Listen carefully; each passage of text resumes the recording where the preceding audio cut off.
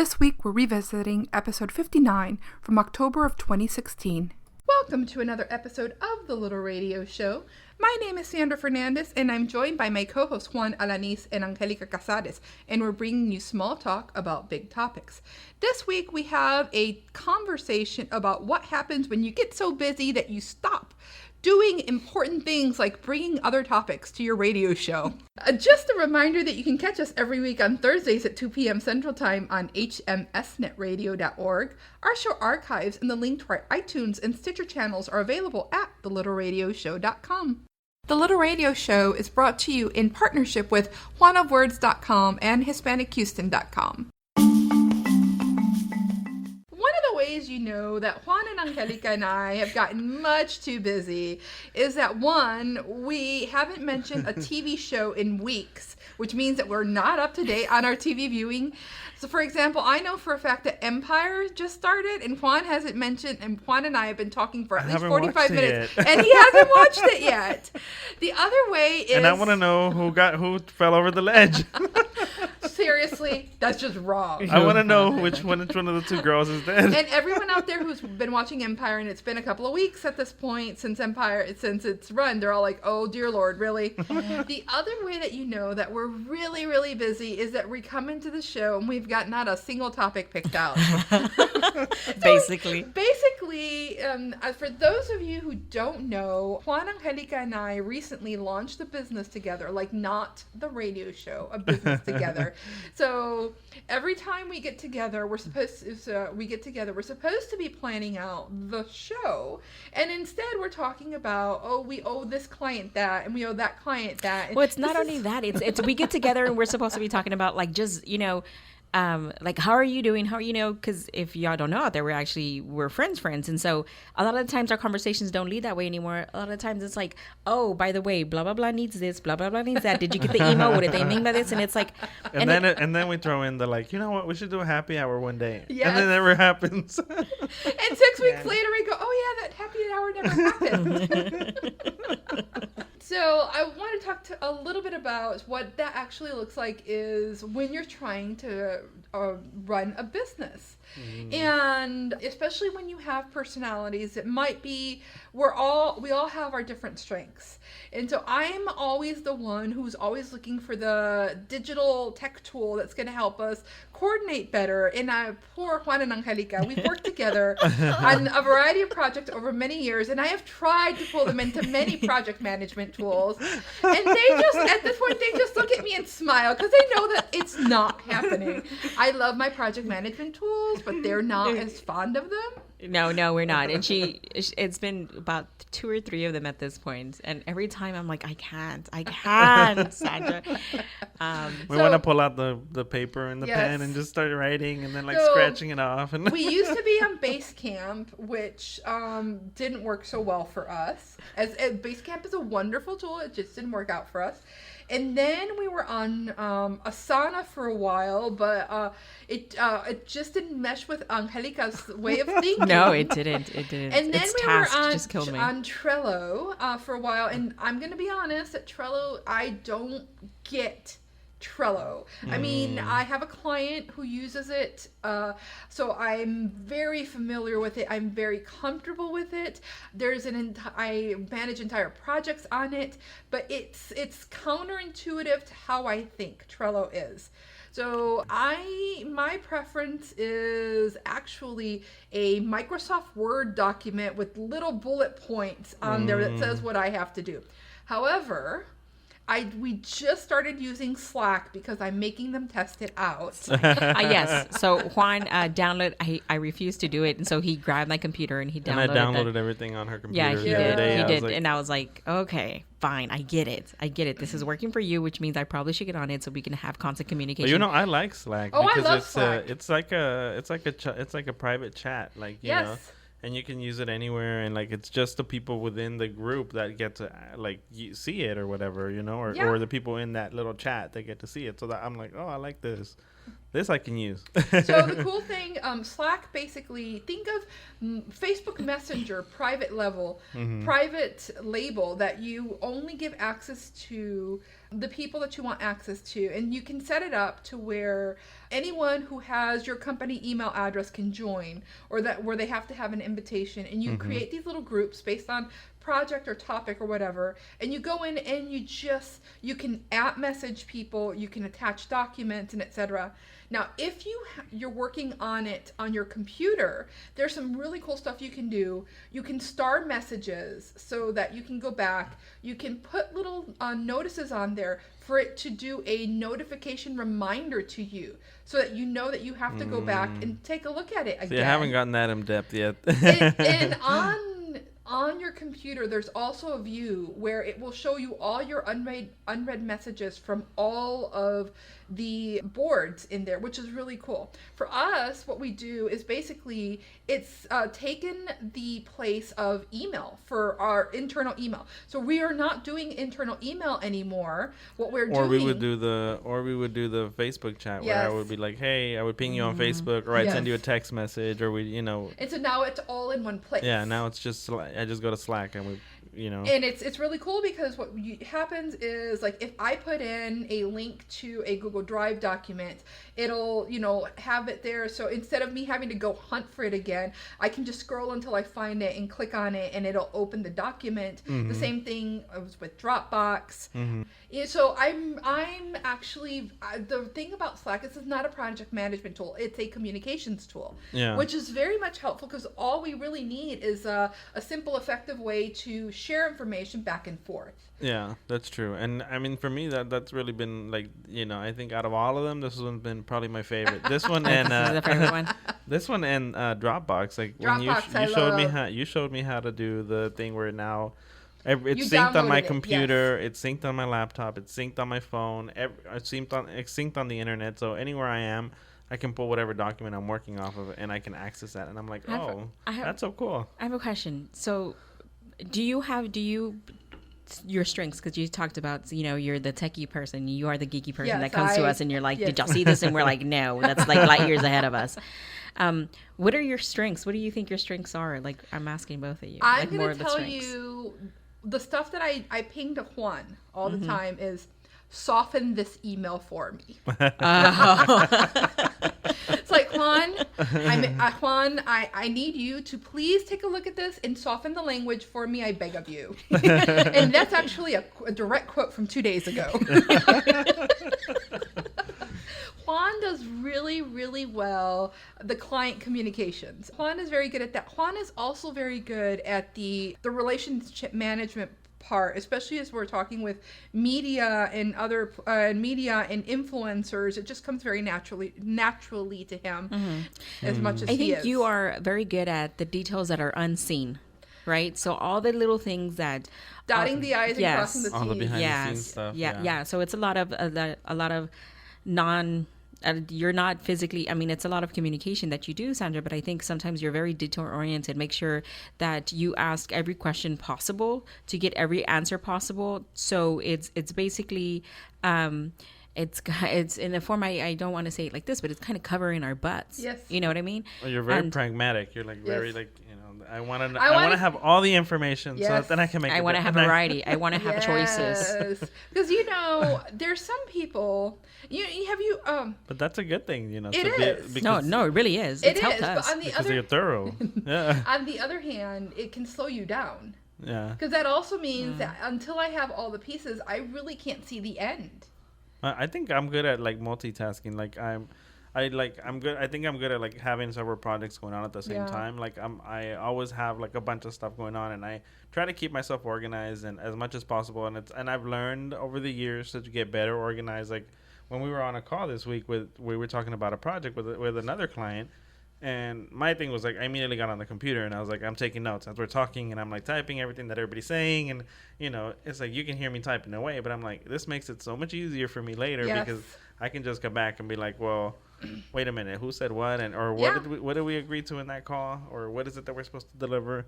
And so for me, just trying to be as organized as possible, like when I just at the end at the start helps me. But then I know like I can have like several pots going at the same time. Sometimes like, sometimes like anybody else, like you're like, oh wait, crap, like that shouldn't happen. But and, you try to avoid it as much as possible for that to happen.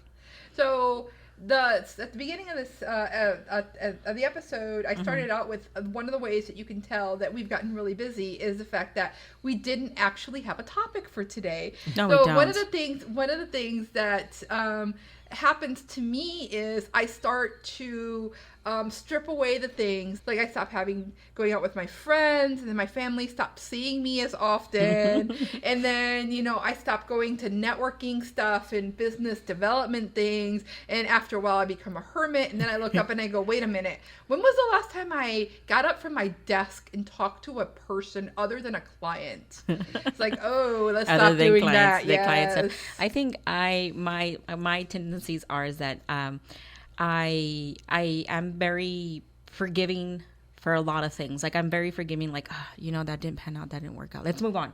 Like I'm not very focused on it. I can pick right back up and do whatever it's meant. I'm very much scattered like glitter.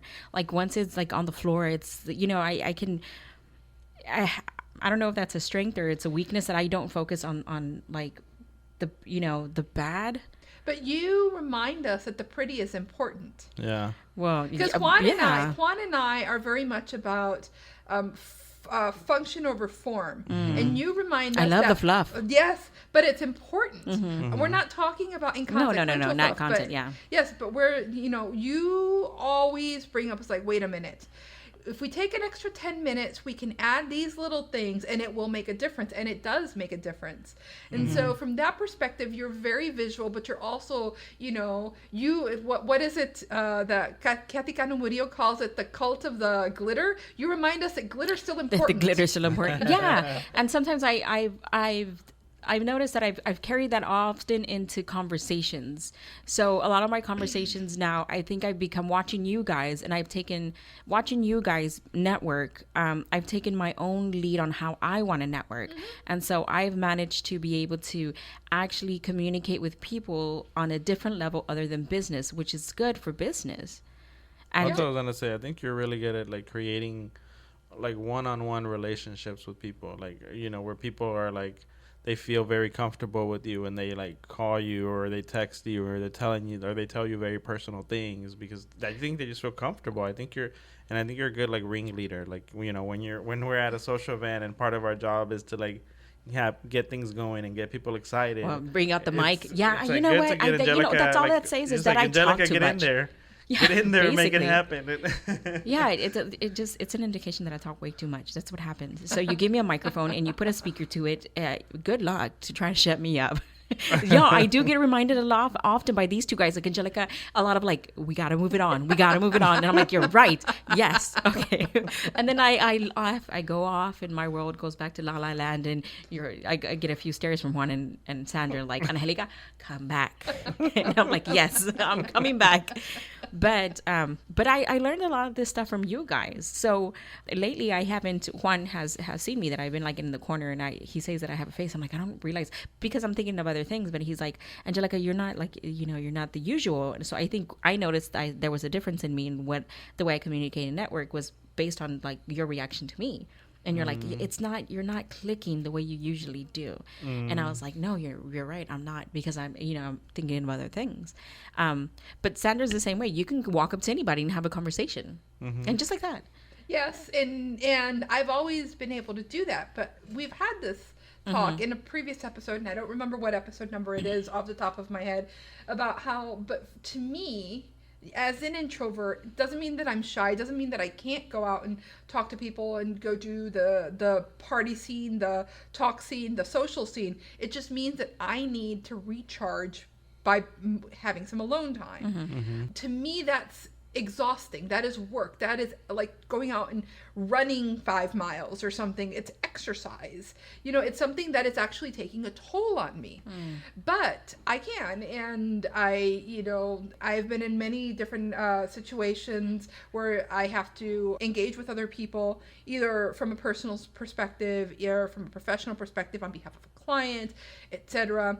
And it's not that hard for the most part. It's going out and talking to people. I could talk about nothing forever.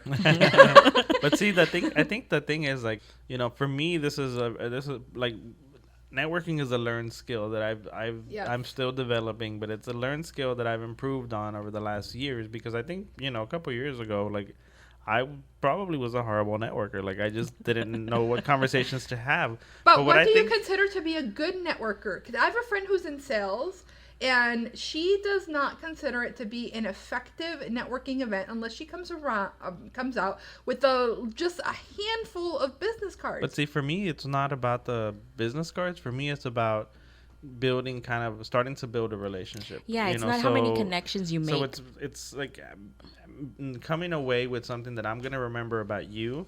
That next time we run into each other, I'm gonna be like, oh, hey, you know what? Like, how's this going now? Or how are things with the thing that we talked about the last time? So for me, I look at it more as a relationship. Let's start building a relationship. That's my whole thing. And so for me, that's my what I take away from it. But I think what I don't have, or I'm working on improving. I think you're quicker on your feet than I am. Sandra? Yeah. Definitely. Yes. She springs into action. She sees it. Yeah. Well, you're quick to come have a quick comeback real soon. And for me, it takes me a little while. I'm like, wait a minute. No, okay. Let me process that. If you guys missed that, we've been at this kind of business work and I was kind of pulled into it by Juan, but Sandra and Juan have been into it longer than I have, way longer than I have, and very good at it. So a lot of the times when you're in this space, you understand that sometimes there's a lot of sometimes what can happen, not a lot of, I'm sorry to say that. What can happen, and I've seen happen, was a lot of very backhanded comments, and a lot. It takes not even backhanded comments. I think it's just in general, just a conversation. When you're having a conversation and the conversation flips to something else, or somebody says something funny, and then me, it takes me a minute to process it. I'm like, wait.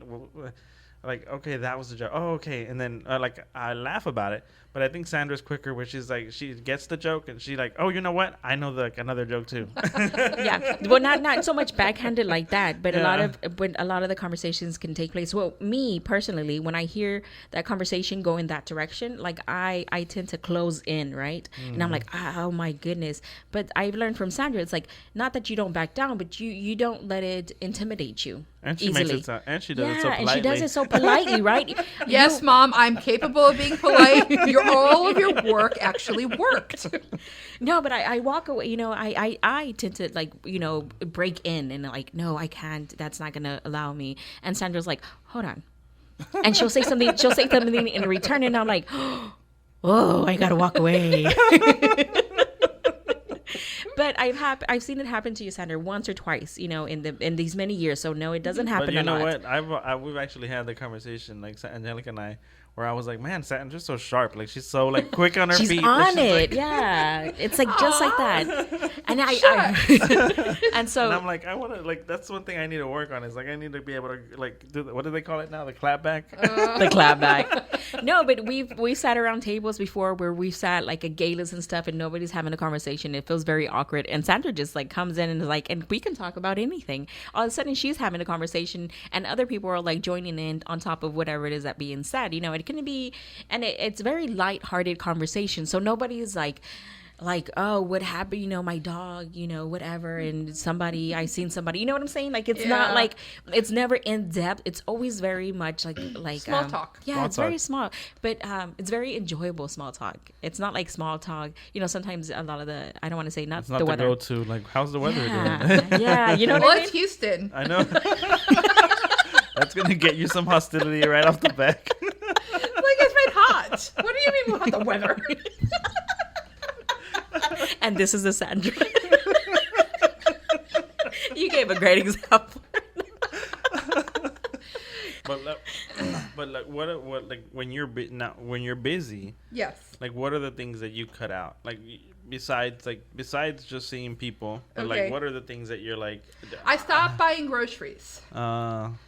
So I end up doing a lot of fast food because I stopped buying groceries. So I stopped cooking as well.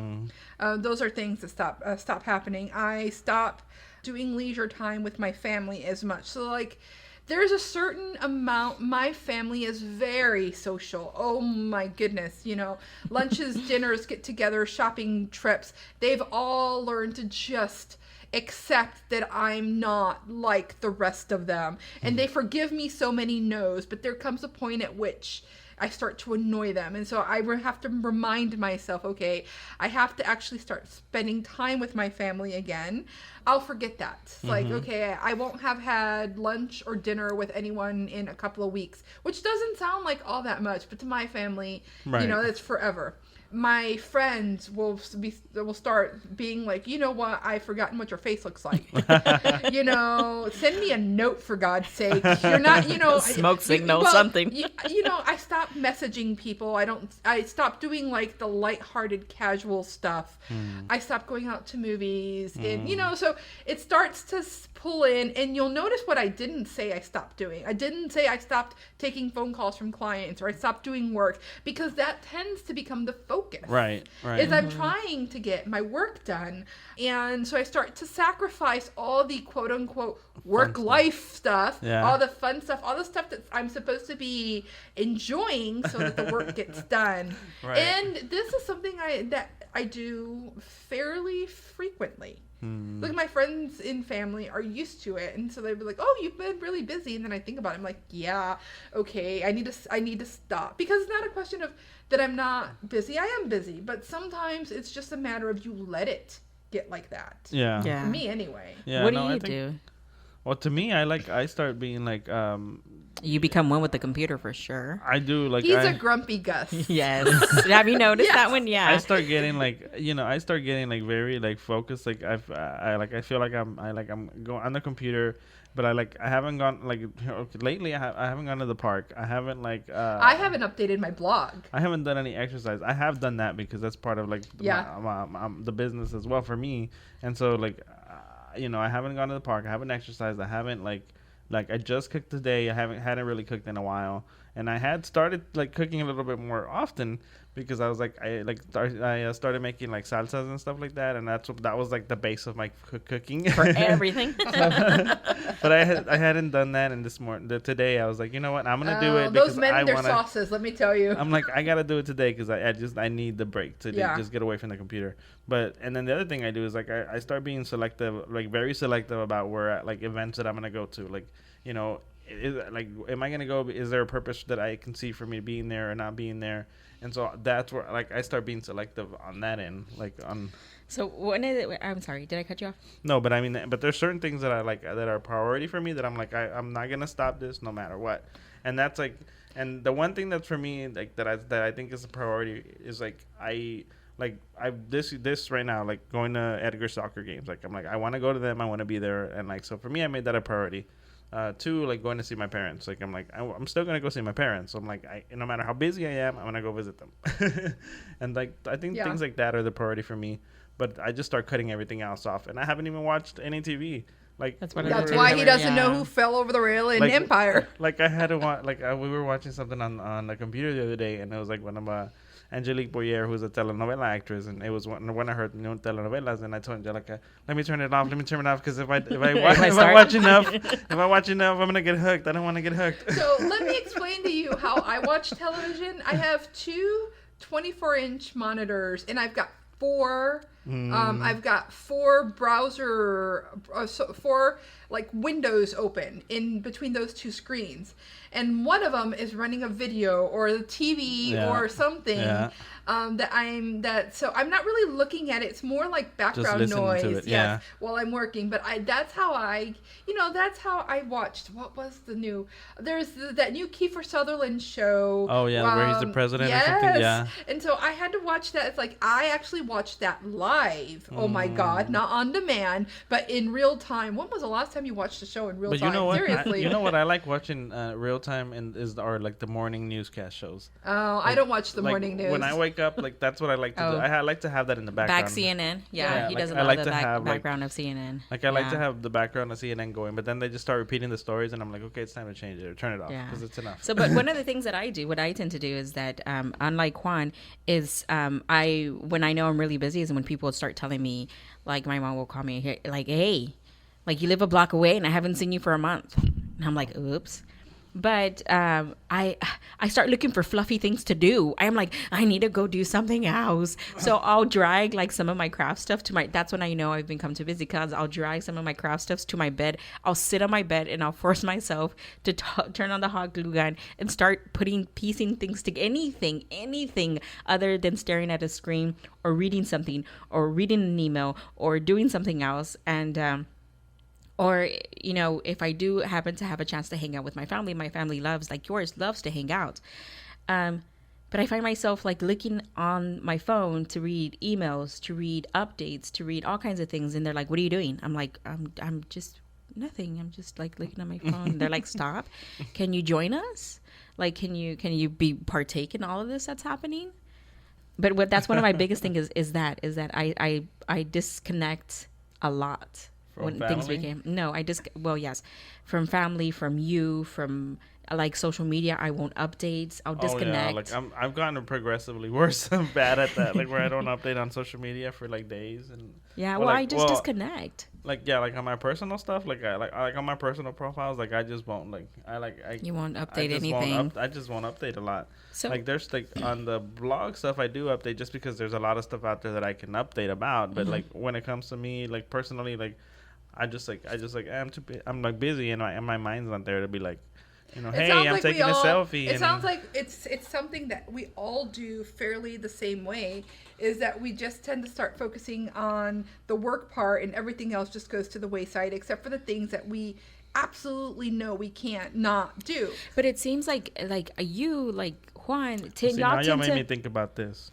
So you two guys, y'all tend to it feels like, and I've seen you, Sandra, when you're awake at times, and you guys are having conversations, and and I'm like, oh my goodness, they're still working. A lot of that happens a lot of the time. But I saw this the other day on Facebook, and I reposted it because I was like, yes, that's exactly my mentality, and that's why I disappear. Can you explain what the picture is? So the picture is like it's like a black and white picture of a lion. It's like the lion, like the head of the lion, and then in the wording it says, "Work hard in silence. Let your success be the noise." And I was like, that's totally like my mentality. Like that's like, totally like me. Like I just like. Yes, but I am the noise. The reason that people hire us is because someone's got to make noise on your behalf. But needless to say, I tend to. What I was gonna say was that I tend to be like, I need to watch a movie. I don't care what I watch. I don't care if it's bad. Anything. But you guys can go hard. Oh my goodness! But you do need the fun stuff. I mean, you do need to like binge watch like something, like every once in a while. You need to get out and like hang out with friends. You need to go out and have a drink. I think we're talking way too much here. But Sandra, I have to ask this. Do you have a program that you run in the background that is just that you know what it is and you really don't have to pay attention, but you need to listen to something? All of them. Oh yeah. So it just depends. If I just need the background noise and I want something that's not really going to distract me, then I won't run videos. 'Cause videos will distract me. Like videos, I'll find myself turning around to see what's going on when I hear that something interesting is going on, right? If I don't mind something that's going to distract me every once in a while, I'll run the videos. For as much as I joke about, I run videos all day, I don't actually. However, the podcasts, that's what I actually run when I need, like something in the background. Yes, when I need something in the background. But you know what? What I'm going to do is I'm going to invite everyone to reach out to us and tell us what you end up doing when you start to get so busy that you start to, delete stuff and ignore stuff, or maybe you don't do that. I'd love to hear from you. And that's today's show. Most new listeners of this show found out about it through a friend or a blog post. If you're someone who has told someone else about the Little Radio Show, thank you so much. Really, it means a lot to us. Keep telling your friends, and if you happen to write something about the show, send us a link or tag us somehow so we can share it. Thank you for joining us for another episode of The Little Radio Show. We invite you to check out our iTunes and our Stitcher channels and leave us a rating or a review. You can find the link to both channels at thelittleradioshow.com.